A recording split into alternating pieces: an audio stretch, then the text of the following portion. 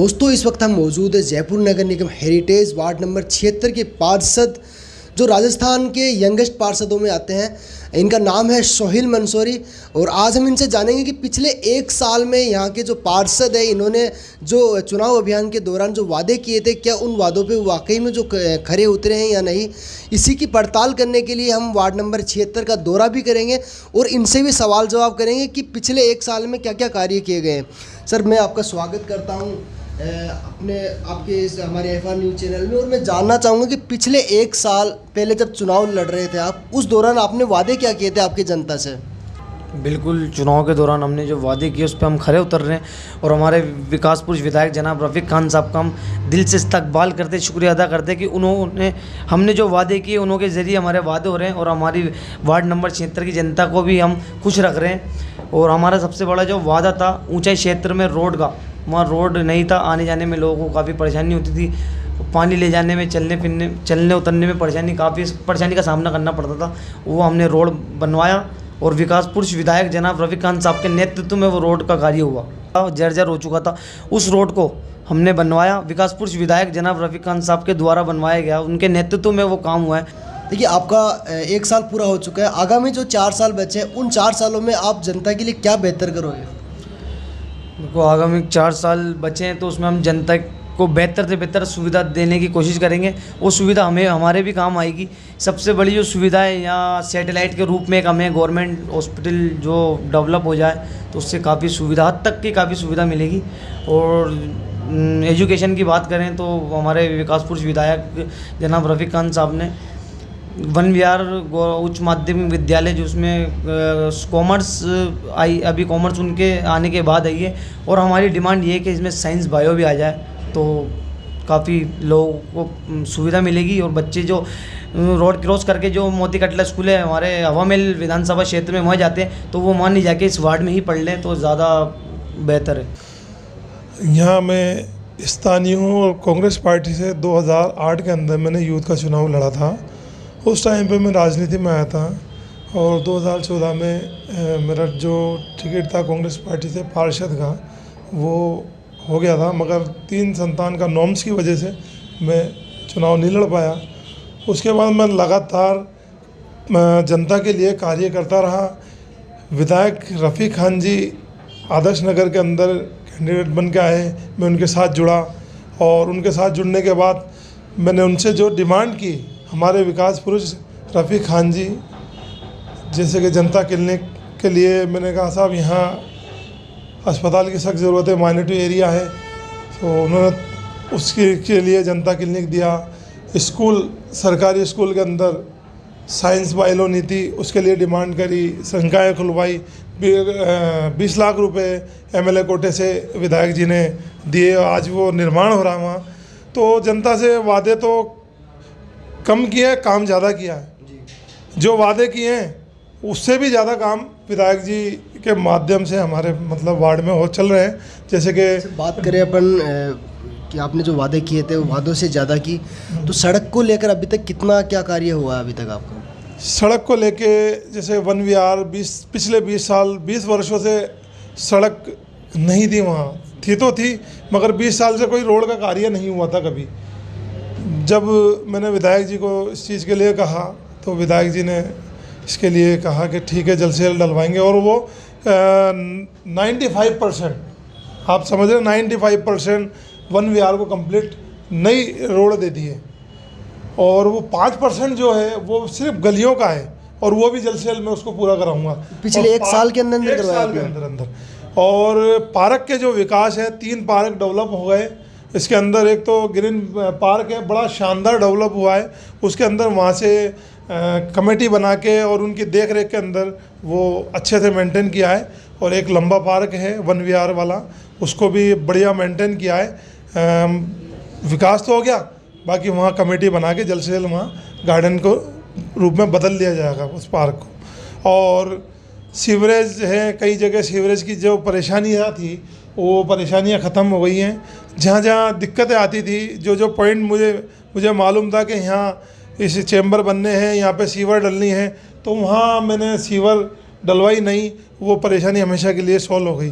कई छोटी लाइनें थी उनको बड़ी करवाया। जहाँ आपके वार्ड में सबसे ज़्यादा परेशानी क्या थी कि एक समस्या होती है कि हर एक वार्ड में, तो सबसे ज़्यादा आपको क्या समस्या लगी? सबसे ज़्यादा जो समस्या हर वार्ड में आती है वो सीवरेज की माइनॉरिटी के अंदर और एक पेयजल की। तो पेयजल के लिए मैं काफ़ी निरंतर प्रयास कर रहा हूँ और जल्द से जल्द उसकी समस्या सोल्व होगी। यहाँ एक लक्ष्मण डूंगरी करके पंप हाउस हुआ करता था जो पहाड़ी क्षेत्र पर दरबार अली शाह के ऊपर है। वो पिछले शायद मेरी नॉलेज में है कि 10 से 15 साल से बंद है, या हो सकता है कम हो, मेरी नोटिस में तो इस तरीके का है कि शायद 10 से 15 साल। तो वो जब रामगढ़ से पानी आता था वो पंप हाउस चालू था। अब वो रामगढ़ में पानी ही नहीं है तो वो सूख गया। अब उसका प्लांट चालू करवा रहे हैं जल्द से जल्द, और उससे मेरे ही वार्ड को नहीं काफ़ी क्षेत्रों को उससे फ़ायदा होगा, जैसे बदनपुरा मतलब हवामहल क्षेत्र और आदर्श नगर का तो होगा ही, बाकी और क्षेत्रों को भी फ़ायदा होगा। क्योंकि पहले क्या था, रामगढ़ से पानी आता था तो लक्ष्मण डूंगरी से ही सप्लाई हुआ करती थी। आज ट्यूबवेलों से इसकी सप्लाई हो रही है और मेरा क्षेत्र काफ़ी ऊंचाई है, कम प्रेशर की वजह से लोगों को पानी नहीं मिल पाता।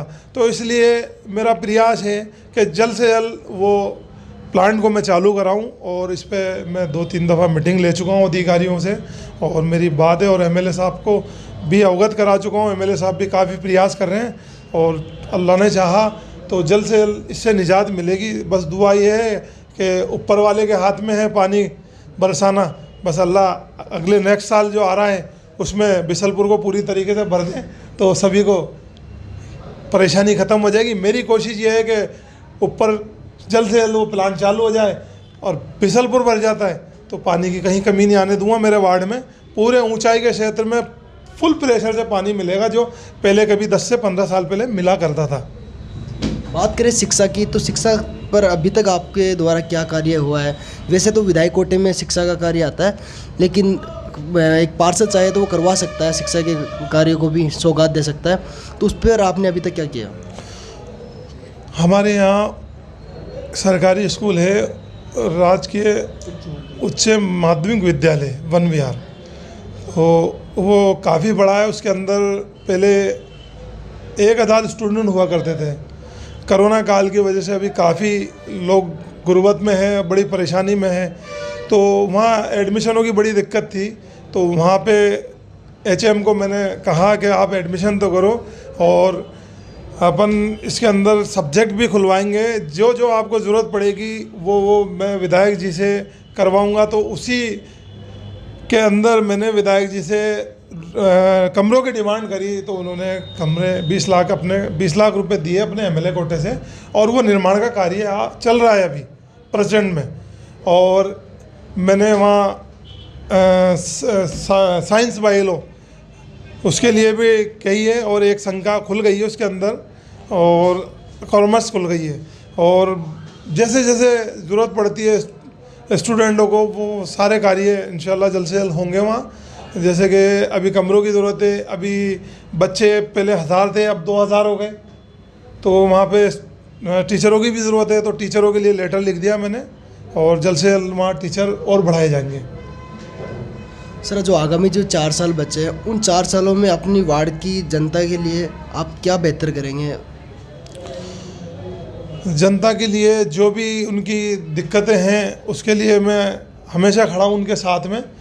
जब भी वो मुझे, एक तो सबसे बड़ा फ़ायदा जनता को कि मैं स्थानीय हूँ, स्थानीय होने से कि मेरे दरवाजे जो कभी भी वो बुलाते हैं मुझे वो खुले हैं, कभी भी किसी भी टाइम वो जो बोलते हैं मैं हर वक्त उनके साथ में खड़ा हूँ। और जनता की जो ज़्यादा दिक्कत होती है सफाई, पानी, सीवरेज, वो चीज़ें मैं जो कर ही रहा हूँ, बराबर चल ही रहा है। जहाँ जहाँ लाइन डलने की है वो मैं डलवा चुका हूँ, और बाकी है वहाँ लिख के दे चुका हूँ। एक सबसे बड़ी प्रॉब्लम है दिल्ली नेशनल हाईवे, यहाँ जनता क्लिनिक से खोले के हनुमान जी तक ये छोटी लाइन है बहुत ज़्यादा, तो यहाँ का प्रपोजल मैंने बनवा दिया है। पिछले 2-2.5 महीने से कुछ बजट के अभाव में वो कार्य रुका हुआ है। जैसे निगम के पास बजट आएगा जल्द से उस कार्य को भी कराएंगे, क्योंकि यहाँ 200 mm की जो सीवरेज लाइन है वो 450 mm में जब तक बदलेगी नहीं जब तक ये समस्या का समाधान नहीं होगा। वो बजट बड़ा है, 1.25 करोड़ रुपए का कम से कम, तो उसके लिए मेयर मैडम से भी मैंने बात की है कि मैडम इसको जल्द से जल्द करवाया जाए इस कार्य को, क्योंकि यहाँ वीआईपी मूवमेंट रहता है, बाहर से लोग आते हैं दिल्ली से। ये मेन एंट्रेंस जब करते हैं जयपुर के अंदर तो मेरे ही वार्ड से करते हैं, तो काफ़ी प्रॉब्लम होती है, पानी भरा हुआ रहता है, गंदगी रहती है। आए दिन सुपर सर्कल मशीन लगवाते हैं हम, जो बड़ी मशीन होती है निगम द्वारा आती है, वो काफ़ी खर्चा होता है। उसके लिए जल्द से जल्द सीवरेज डल जाएगी तो ये निजात मिल जाएगी और ये साफ़ सफाई थोड़ी और अच्छा सुंदर लगेगा। दोस्तों ये थे वार्ड नंबर 76 के पार्षद सोहिल मंसूरी और उनके वालिद साहब रईस मंसूरी। दोस्तों इस वक्त हम मौजूद है जयपुर नगर निगम हेरिटेज वार्ड नंबर 76 में, और ये क्षेत्र दिल्ली रोड से सटे ईदगाह क्षेत्र में आता है। आज हम वार्ड नंबर 76 की जनता से सवाल जवाब करेंगे और जानेंगे कि पिछले 1 साल में यहाँ के जो पार्षद है इन्होंने जो कार्य करवाए उसी के बारे में। मेरी नज़र में आज तक ऐसे पार्षद अभी तक नहीं आए। इतना अच्छा कैसे बता रहे हो? बस बढ़िया। मैं जब फ़ोन करता हूँ जब उठा लेते हैं, वो बंदे उठाते नहीं तो उनके आदमी उठाते थे। ये डायरेक्ट ही रईस मंसूरी उठा रहा, डायरेक्ट ही बात। और जब याद करते हैं जब आ जाते हैं। हमारे कल की बात है, मेरे बेसमेंट में पानी भर गया सरकारी, 2 घंटे मेरे पास रहे। ऐसा पार्षद कोई भी नहीं जो इतना टाइम दे देगा इंशाल्लाह ताला, इसलिए मैं उनकी तारीफ़ कर रहा हूँ। और मैं आप तारीफ तो कर रहे हो, आपके वार्ड में ऐसा क्या कार्य करवाया है कि फ़ोन तो उठाना एक अलग बात है लेकिन कार्य करवाना भी होता है? ये है कि इससे पहले जो पार्षद आए, मेरे मकान के वहाँ नाली है, जो पानी इतना भरा हुआ था, ये जब से आए ना इन्होंने सारा काम करवाया, नाली का भी है, पानी का भी है, सारे काम। आप कुछ कहना चाहेंगे सर?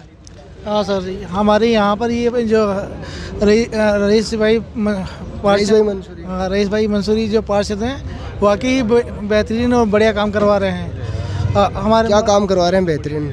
जैसे सड़कों का निर्माण करवा रहे हैं, साफ़ सफाई करवा रहे हैं, और जो ये सिविल लाइन चौक हो जाती है इसको भी टाइम पर सही करवा रहे हैं ये। और साफ़ सफाई का बढ़िया ध्यान है, अच्छे काम बहुत बढ़िया है इनका फील्ड के अंदर, बहुत ही अच्छा है। अच्छा देखने को मिल रहा काम जी। आपका है, नई सोच है और जवान अभी उभरता हुआ ही है, माशाल्लाह काम करना चाहता है वो। और पहाड़ पे कोई सोच नहीं सकता कि वहाँ पर कोई सड़क बनवा देगा।